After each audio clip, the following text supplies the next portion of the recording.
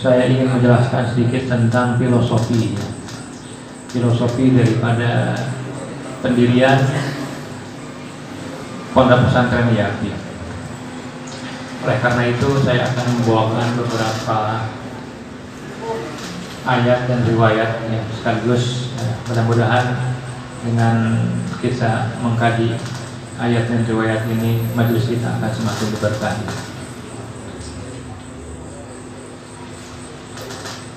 An Abi Basir, dari Abu Basir. An Abi Abdillah, dari Imam Ja'far As-Shadiq. Annahu sa'alahu rajulun faqala, ada seseorang yang bertanya kepada Imam Ja'far. Faqala, orang itu bertanya, li ayyi syai'in, untuk apa ba'athallahu al-anbiya war-rusula ilan nas, untuk apa Allah Subhanahu wa ta'ala mengutus para nabi dan para rasul kepada manusia. Ya, jadi orang ini menanyakan tentang tujuan pengutusan para nabi dan para rasul. Faqala, kemudian Imam Ja'far As-Shadiq alaihi salam menjawab, li'alla yakuna lin-nasi 'ala Allah hujjatun ba'da rasul, supaya manusia itu atas Allah tidak lagi memiliki alasan setelah diutusnya Rasul. Jadi tujuan Allah mengutus Rasul adalah untuk menyempurnakan hujjahnya, alasannya. Seandainya Rasul itu tidak diutus kepada manusia, manusia akan beralasan, ya Allah, kami ini tersesat, ya Allah, kami ini berbuat maksiat, ya Allah, kami ini kemudian masuk ke dalam kegelapan dalam pikiran dan akidah, itu karena tidak ada petunjuk dari kamu. Supaya alasan ini tidak keluar dari umat manusia, kemudian Allah menurunkan atau mengutus para rasul dan nabi-Nya, sehingga tidak ada alasan lagi bagi manusia. Li'alla yakuna lin-nasi 'ala Allah hujjatun ba'da rasul, wa li'alla yaqulu ma ja'ana min basyirin wala nadhir, supaya juga mereka tidak beralasan bahwa tidak pernah ada orang yang datang membawa kabar gembira dan peringatan. Walitakuna hujjatullahi alaihim, sehingga hujjahnya Allah itu akan berlaku bagi mereka. Tidak ada alasan bagi kalian untuk tersesat, tidak ada alasan bagi kalian untuk bermaksiat kepada Allah Subhanahu wa ta'ala, karena saya Allah sudah mengutus para nabi untuk menjelaskan jalannya.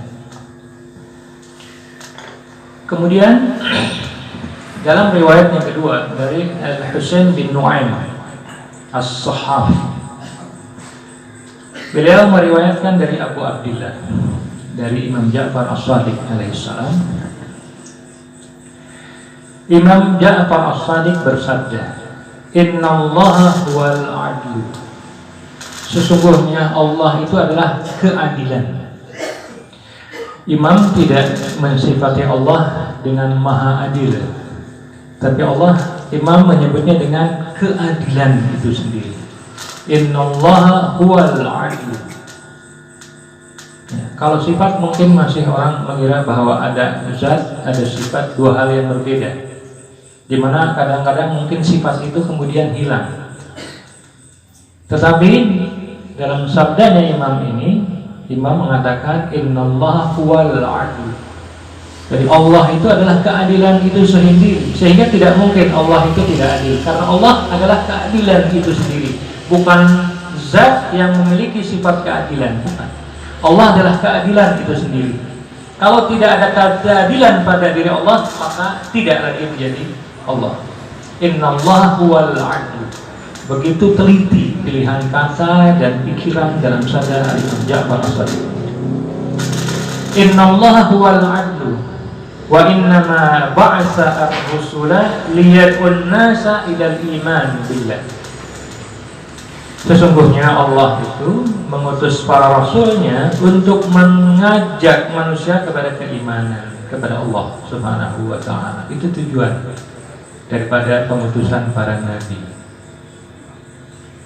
Wala yad'u ahadan ilal kufri, dan tidak mengajak kepada seseorang kepada kekufuran. Kemudian Imam melanjutkan, "Tsumma ba'atsallahu rusula ilaihim." Kemudian Allah mengutus para rasulnya kepada umat manusia, yad'unahum, mengajak mereka ilal iman billah, kepada keimanan kepada Allah.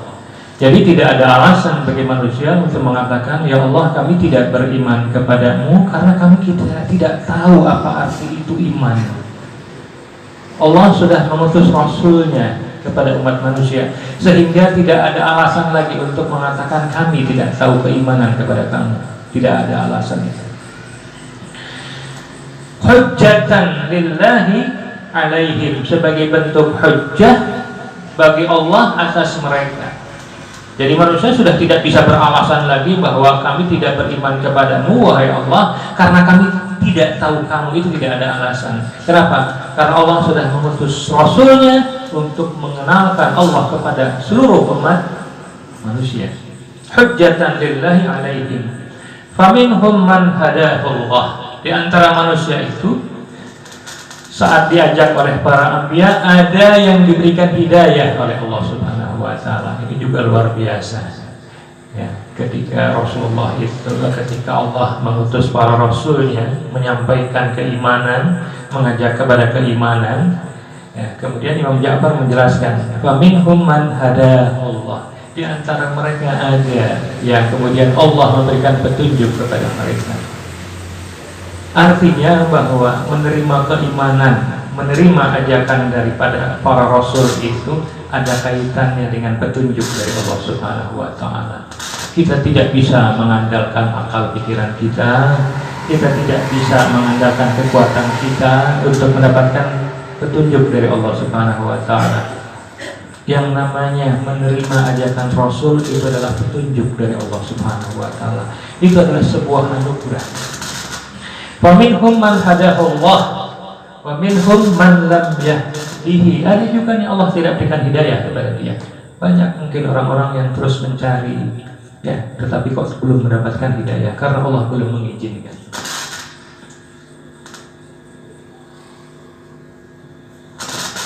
Kalau tadi saya membawakan dua riwayat tentang bagaimana Allah Subhanahu wa ta'ala mengutus rasulnya sebagai hujjah atas umat manusia, saya akan membawakan ayat daripada Al-Quran.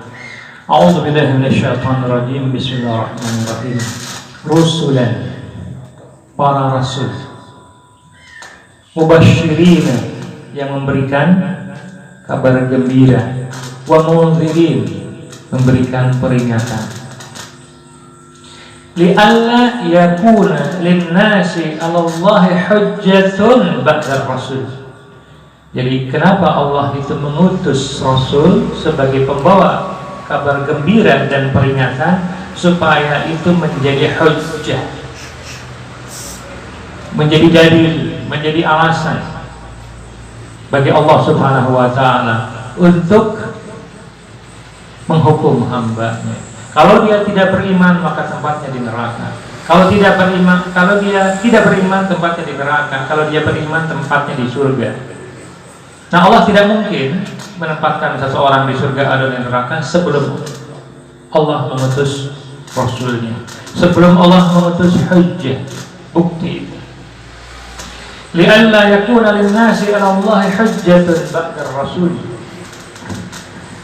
Jadi Allah harus, bagaimana caranya kabar gembira dan peringatan itu sampai kepada manusia.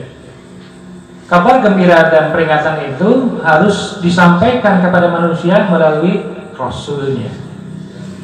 Tetapi ada beberapa kalangan yang kemudian memunculkan keraguan. Betul bahwa rasul itu sampai kepada umat manusia. Ini ada keraguan.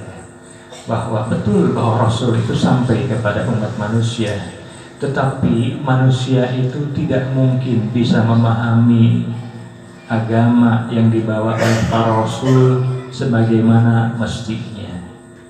Kenapa? Kata mereka, agama itu suci, sementara manusia itu tidak suci. Bagaimana yang tidak suci itu bisa memahami yang suci? Jadi keraguan itu muncul, sehingga mereka meragukan bahwa yang namanya Rasul itu bisa menyampaikan ajaran Allah kepada umat manusia. Kita baca lanjutan ayatnya. Wa kana Allahu azizan hakimah. Dan Allah Maha Perkasa lagi Maha Bijaksana. Ini adalah jawaban terhadap keraguan tadi. Orang yang meragukan bahwa agama Allah itu tidak mungkin bisa dipahami oleh manusia, itu dijawab dengan penggalan ayat ini. Wa kana Allahu azizan hakimah. Aziz itu artinya punya kekuasaan. Artinya Allah mampu menurunkan agama, di mana agama itu kemudian dipahami secara utuh dan benar oleh umat manusia. Kalau agama itu mustahil dipahami oleh manusia sebagaimana adanya, maka Allah tidak aziz. Berarti Allah tidak mampu menerangkan agamanya kepada umat manusia. Wa kana Allahu azizan. Jadi keraguan itu saya pikir tidak mendasar, satu. Yang kedua, keraguan itu saya pikir mengkerdilkan kekuasaan Allah Subhanahu wa ta'ala. Seolah-olah Allah itu tidak mampu menyampaikan agama sebagaimana adanya kepada umat manusia. Bisa. Sebab kalau agama itu tidak bisa sampai kepada manusia sebagaimana adanya, maka hujah Allah tidak sampai kepada umat manusia itu. Sehingga manusia masih bisa beralasan, Allah, agama yang kamu turunkan itu tidak bisa dipahami oleh umat manusia, jadi kami tidak mengerti agama itu. Dia bisa beralasan semacam itu. Tidak. Wa kana Allah azizan. Azizan itu maha mampu. Wa hakiman. Kemudian Allah itu maha bijaksana. Allah tidak bijaksana kalau dia menurunkan agama yang tidak bisa dipahami oleh umat manusia. Allah tidak bijaksana. Kemudian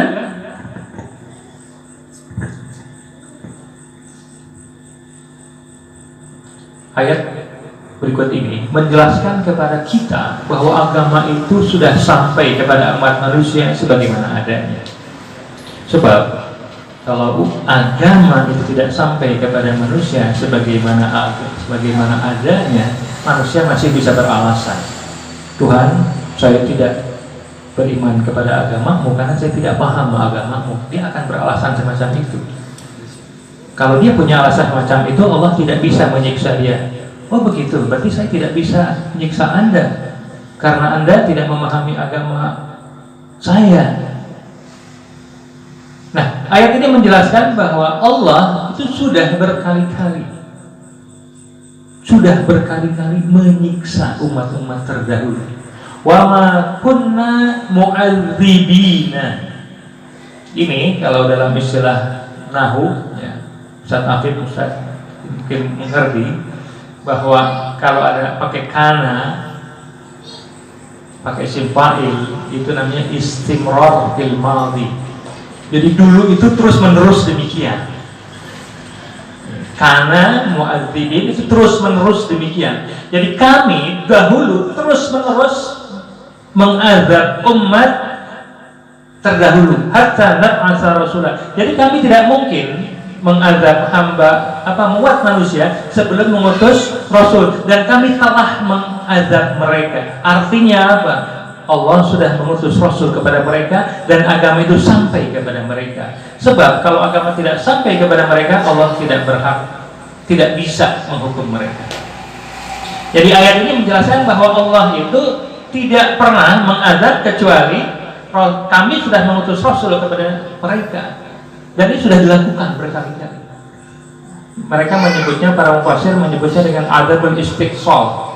Jadi satu bangsa itu kemudian di bumi hanguskan. Kemudian yang kedua, ya, cepat saja. Takadu tamayyazu minal ghaib kullama ulqiya fiha fawzun sa'alahum khazanatuha alam ya'tikum nadhir. Ini ayat bercerita tentang kondisi di neraka. Jadi hampir-hampir neraka itu terpecah belah lantaran marah. Jadi neraka itu, api neraka itu tidak seperti api di dunia. Api di neraka itu bisa marah. Takadu tamayyazu minal ghaib, ghaib itu marah. Jadi hampir-hampir neraka itu terpecah-pecah lantaran marah. Setiap kali dilemparkan ke dalamnya sekumpulan orang-orang kafir, penjaga neraka itu bertanya kepada mereka, apakah belum pernah datang kepada kamu di dunia seseorang yang memberikan peringatan? Jadi malaikat kemudian mengingatkan kembali, bukan karena Allah, bukankah Allah itu sudah memberikan peringatan kepada kalian? Ya, apa jawaban mereka? Jawaban mereka bukan begini, iya sudah diutus kepada kami, tapi kami tidak paham. Oh tidak, bukan begitu jawabannya. Jawabannya bagaimana? Qalu, mereka berkata, qad bala, iya, qad ja'ana nadhirun, telah datang kepada kami yang memberikan peringatan. Fakadzabna, tapi kami mendustakan mereka. Wa qulna ma nazzalallahu min syai', dan kami mengatakan bahwa Allah itu tidak menurunkan suatu apapun. In antum illa fi dhalalin kabir. Kemudian mereka mengatakan kepada para rasul itu bahwa kamu tidak lain hanyalah di dalam kesesatan yang besar. Artinya ketika mereka disiksa, agama itu sampai kepada mereka. Kalau agama tidak sampai kepada mereka, Allah Subhanahu wa taala tidak bisa menyiksa mereka. Intinya adalah liyahlika man halaka an bayyinatin. Intinya adalah orang-orang itu kalau binasa, ya binasa dengan keterangan yang sudah nyata. Jadi dia sudah mendapat penjelasan yang sudah nyata. Wa yahya man hayya an bayyinatin, dan dia hidup juga dengan bukti yang nyata. Innallaha lasami'un alim. Intinya sampai di sini bahwa Allah Subhanahu wa taala mengutus para rasulnya untuk tidak lagi memberikan alasan kepada kita bahwa kita tidak pernah mendengar agama Allah Subhanahu wa taala. Allah sudah mengutus rasulnya.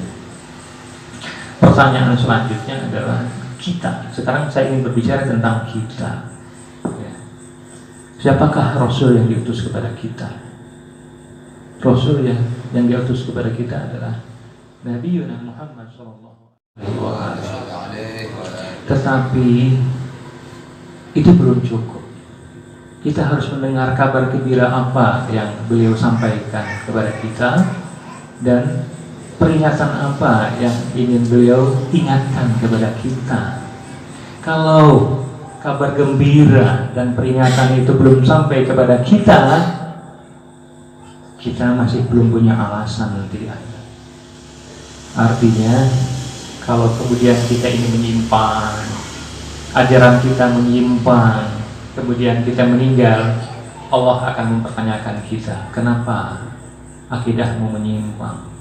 Ya karena ajaran Nabi Muhammad tidak sampai kepada kita. Allah ingin menjawab alasan ini. Jangan sampai alasan ini muncul. Boleh jadi kita mungkin beralasan semacam itu di akhirat nanti. Ya Allah, saya tidak pernah mendengarkan kabar gembira dan peringatan dari Nabi Muhammad, karena kami memang tidak hidup di zaman beliau. Ya, bagaimana jawaban Allah? Allah mengingatkan kepada kita. Riwayat dari Ya'qub bin Shu'aib. Beliau mengatakan, qala li Abi Abdillah alaihi salam. Beliau bertanya kepada Al-Imam Ja'far As-Shadiq, idza hadasa 'alal imam hadasun kaifa yasna'un nas. Jadi kalau terjadi sesuatu pada imam, apa yang harus dilakukan oleh manusia? Kalau terjadi pada nabi dan rasul, apa yang harus dilakukan oleh manusia? Kalau terjadi pada kita saat ini, tidak bisa sampai pada kabar gembira dan peringatan yang disampaikan oleh Rasulullah Shallallahu Alaihi Wasallam, apa yang harus kita lakukan? Apa yang harus kita lakukan? Sekali lagi pertanyaannya adalah, kalau kita di masa ini kan jauh dari masa Rasulullah, kita tidak hidup di zaman Rasulullah. Bagaimana kalau kita tidak mendengar kabar gembira dan peringatan dari Rasulullah, apa yang harus kita lakukan? Ini jawaban dari Imam Ja'far As-Shadiq alaihi salam. Beliau bersabda, aina qaulullahi azza wa jalla, di manakah firman Allah yang berbunyi, falaula nafara min kulli firqatin minhum ta'ifatun. Jadi kalau kita tidak hidup di masa Rasul, kemudian kita kesulitan atau ada persoalan apapun, masalah apapun, sehingga kita tidak bisa mendengar kabar gembira dan peringatan dari Rasul, maka yang harus dilakukan adalah falaula nafara min kulli firqatin minhum ta'ifatun liyattafaqahu fid-din. Maka seyogyanya ada perwakilan dari setiap kelompok diutus untuk pergi mempelajari ilmu agama, liyattafaqahu fid-din. وَيُنْذِرُ قَوْمَهُمْ إِذَا رَجَعُوا إِلَيْهِمْ لَعَلَّهُمْ يَحْذَرُونَ. Sehingga mereka nanti ketika pulang ke kaumnya, mereka bisa menjelaskan kabar gembira dan peringatan itu. Jadi sudah tidak ada alasan bagi kita, karena Allah sudah memerintahkan kepada kita, wahai manusia, wahai umat manusia, kalau kalian tidak bisa menjangkau Nabi Muhammad, maka utuslah beberapa orang dari kamu untuk belajar ilmu agama. Kalau, kemudian lanjutannya, qala, ini yang paling penting dari Imam Ja'far As-Shadiq, beliau melanjutkan, hum fi udrin madamu fi qalab. Mereka ini ketika mencari kabar gembira dan peringatan dari Nabi Muhammad, selama mencari, mereka punya alasan yang kuat di akhirat nanti. Ketika mereka belum mencapai, ketika mereka belum mendapatkan kabar gembira dan peringatan itu, akan ada alasan, ya Allah, saya sedang mencari. Kemudian ini yang diutus untuk belajar. Yang kedua, kemudian wa haula'il ladzina yantadirunahum fi udrin. Nah, mereka itu yang mengutus beberapa orang untuk belajar, kan menunggu di tempat mereka, juga punya alasan di hadapan Allah Subhanahu wa taala. Ya Allah, kami sudah mengutus beberapa orang dari kelompok kami, karena mereka belum sampai kepada kami meninggal lebih dahulu, maka Allah juga akan memaafkan kelompok itu. Wa haula'il ladzina yantadirunahum fi udrin hatta yarji'a ilaihim ashabuhum, sehingga orang-orang yang diutus itu kembali ke kelompoknya. Jadi sudah tidak ada alasan bagi kita. Jadi setiap kelompok ini harus mengutus beberapa orang untuk mempelajari ilmu agama. Kalau kita tidak melakukan itu, percayalah kita tidak punya alasan kalau kita tidak menjalankan kabar gembira dan peringatan dari Rasulullah SAW. Kemudian dikit lagi, ini ayat lengkapnya, ya. Wa maka al-mu'minuna liyanfiru kafatan. Tidak sepatutnya orang-orang itu semuanya pergi berperang. Ya, dulu kisahnya adalah orang-orang mukmin itu semuanya pergi berperang. Rasulullah kemudian ditinggalkan sendirian di Madinah. Kemudian Allah mengingatkan mereka, jangan semuanya pergi berperang. Falaula nafara min kulli firqatin minhum ta'ifatun yatafaqahu fid-din. Setidaknya ada beberapa orang dari kelompok kamu yang mendalami ilmu agama.